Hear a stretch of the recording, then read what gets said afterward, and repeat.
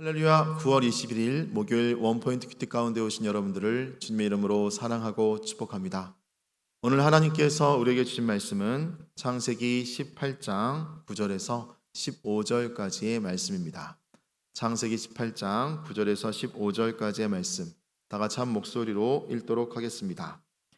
그들이 아브라함에게 이르되 내 아내 사라가 어디 있느냐? 대답하되 장막에 있나이다.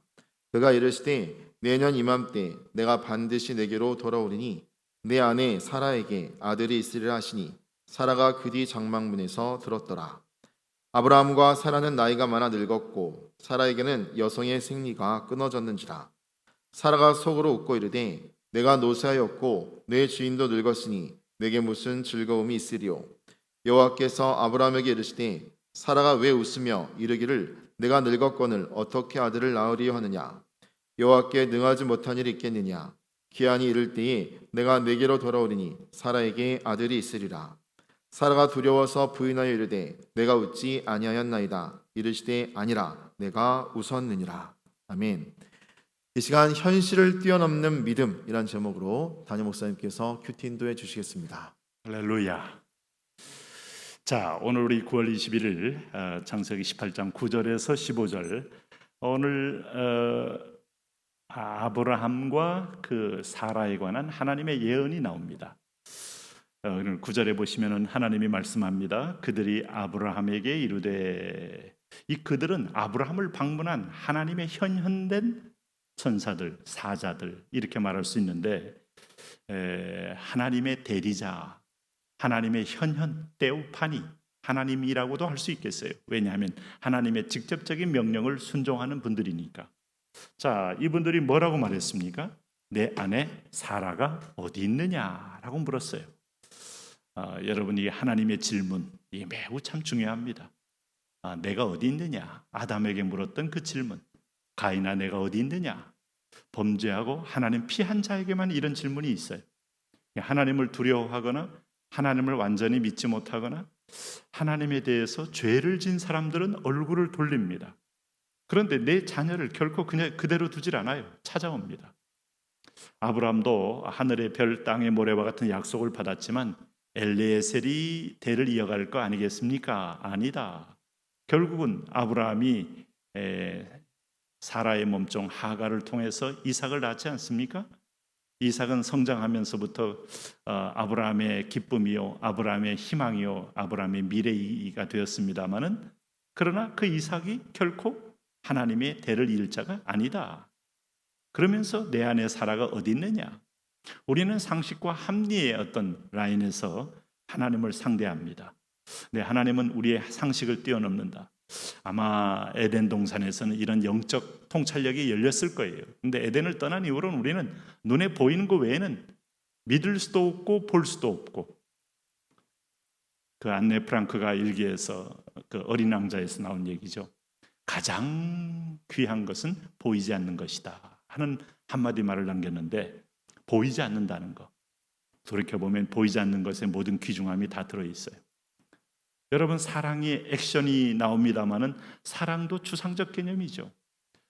성실이란 개념도 추상적 개념이지만은 오늘 우리가 축복이요, 희망이요, 기쁨이요, 자유함이요, 하늘의 상급이요, 천국이요, 눈에 안 보이는 것들, 정말 존귀한 가치가 거기 있습니다. 내 안에 사라가 어디 있느냐 하는 질문은 믿음의 자리로 불러오시는 하나님의 정체성적인 초대. 나이가 40이 되고 50이 됐을 때 내가 정신없이 세상에 살다가 인용아 내가 어디 있느냐라고 물을 때 우리가 부름받은 자리로 와야 돼요. 이게 소명적 자리입니다. 하나님을 향해 섬기는 자리, 예배하는 자리, 기도하는 자리, 사명받은 자리. 대답하되 장막에 있나이다 이렇게 대답을 했죠. 그럴 때 하나님이 그들에게 뭐라고 대답해 줍니까? 10절에 그가 이르시되 내년 이맘때 내가 반드시 내게로 돌아오리니. 이 무슨 뜻입니까? 응답으로 열매를 맺게 하겠다는 거죠. 내 아내 사라에게 아들이 있으리라 하시니 사라가 그 뒤 장막문에서 들었더라.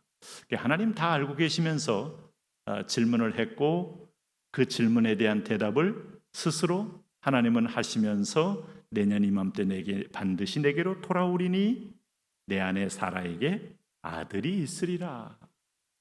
지금 이 사실은 현실적으로 현실 부정이 될 수밖에 없는 하나님의 응답이에요. 자, 믿음의 관계는 늘 이렇다는 걸 잊지 마셔야 돼요. 아브라함은 믿음의 조상이다. Ancestor of faith.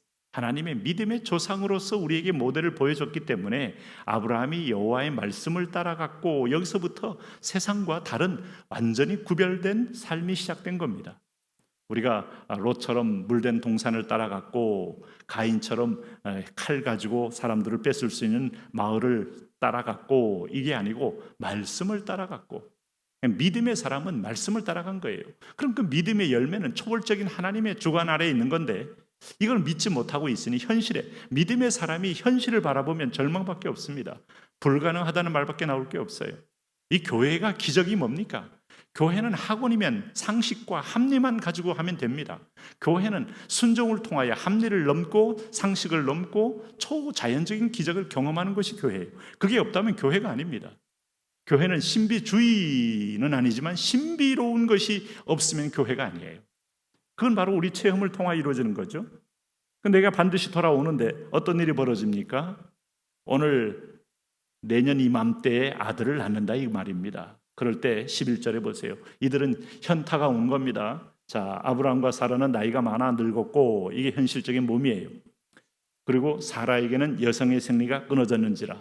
우리는 점점점 늙어가는 것만 절대성을 갖고 있지 회복에 대한 하나의 기대성은 우리는 갖지 못합니다. 이게 바로 과학의 힘이에요. 이게 바로 생리적인 체질의 힘이에요. 이게 바로 내가 살고 있는 현실의 힘이에요. 현실의 힘이 얼마나 우리를 옥죄고 우리를 좌절케 하고 절망케 합니까? 하나님 그걸 뛰어넘는다니까요. 창조의 하나님, 나인성 과부의 아들을 살릴 수 있는 하나님, 오늘 죽은 자를 불러낼 수 있는 예수 그리스도, 나사로야 나오너라. 무덤은 원래 거기 각종 부패함과 각종 기생충, 각종 그 시체 썩는 냄새로 가득 차야 합니다. 그런데 살아서 나올 수 있다는 거, 이게 영리죠, 영리. 하나님은 그렇게 하실 수 있는 분이시다.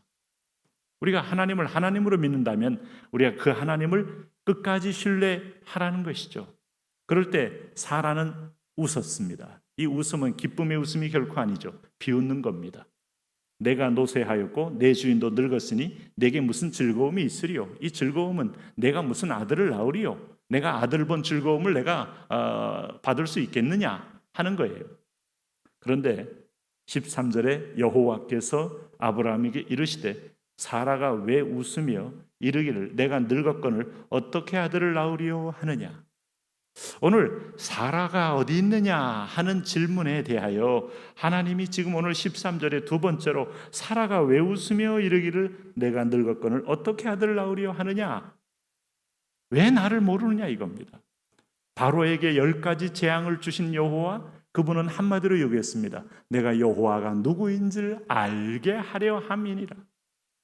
역사 속에서 하나님의 손길을 통해서 우리는 덩케르트, 약 30만의 프랑스군과 영국군이 몰살당해서 2차 대전은 독일의 승리로 끝나야 하는데 히틀러가 머물게 되고 프랑스군이 거기서 13만 명이 영국으로 도피하게 되고 영국군이 15만 명이 도피하게 되고 그렇게 되면서 완전히 재정비해서 다시 승기를 잡을 수 있었다. 과연 그때 하나님은 없었을까? 개입했죠. 우리는 모든 이 세상사 속에서 아주 예기치 않는 반전, 예기치 않는 태풍, 예기치 않는 풍랑, 또 예기치 않은 화산활동, 예기치 않은 어떤 자연까지도 하나님이 주관함으로 역사의 물줄기를 바꿨던 것을 알 수 있어요. 근데 오늘 여기서 죽은 자를 살리기도 하신 주님께서 사라가 왜 웃으며 너희는 웃을 사람이 아니에요. 우리는 하나님이 이 말할 때 지당하시며 옵니다. 하나님이 하실 수 있습니다. 하나님은 죽은 자도 살리시는 분입니다. 결국 한나의 고백이 있기까지 하나님은 자기에게 기도로 하나님을 알도록 준비시킵니다. 한나가 사실은 애를 얻을 줄 본인도 잘 확신이 없었어요. 그러나 그가 생명을 걸고 기도하고 아이를 주시면 하나님께 바치겠습니다 하고 나니까 그는 정말 아이를 내려놓는 순간에 하나님의 응답을 받지 않았어요? 그럴 때 한나가 사무엘상 2장에서 부른 찬양을 보세요. 여호와는 살리기도 하시고 죽이기도 하시는 분이시다. 이걸 깨닫는 거예요. 믿음이란 세계는. 암사기라고 다 죽는 거 아닙니다. 그렇다고 해서 지금 뭐 헬스클럽 다니면서 뭐 근육이 퉁퉁 튀어나왔다고 해서 그 사람 계속 건강한 것도 아닙니다. 하나님에 대한 인정이 사라질 때 위기가 찾아온다는 걸 잊지 마세요. 돈 조금 벌린다고 교만 떨면 안 되고요. 돈 조금 안 벌린다고 낙심해도 안 되고요. 네. 우리가 저는 얼마나 영적인 어떤 층이 얄팍한지요. 우리가 조금 돈도 벌리고 남보다 조금 더 여유가 생기면 벌써 고개가 쭈삣 올라와서 교만해서 막말을 내뱉기 시작하잖아요. 네? 없는 것들, 못 사는 것들, 능력 없는 것들. 아니요. 이게 인간이 여러분 참으로 하나님의 상전됨을 인정하지 못할 때 주신 자도 여호와, 취하신 자도 여호와십니다. 그럼 조건 없으면 나는 버림받은 존재, 나는 이 땅 가운데서 누구도 주목받지 못하는 존재. 아니요, 당신조차에게도 하나님은 아들로서 지극한 하나님의 눈길로 그 터널을 통과하기를 바라실 뿐이에요. 다 그러고 난 다음에 부르심받은 자리에 축복이 있는 거예요.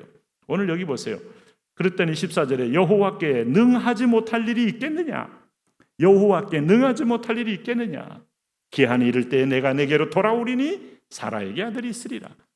이래도 말씀을 믿기에는 내 체질이 너무 강력해요. 현실이 너무 강력해요. 오늘 강력한 현실에 말씀으로 뚫어버리시기를 바랍니다. 하나님은 바로 그런 분이십니다. 하나님 오늘 그 약속을 붙들고 모든 상황 가운데서 우리가 말씀을 따라 승리를 체험하게 하여 주옵소서. 예수님 이름으로 기도합니다. 아멘.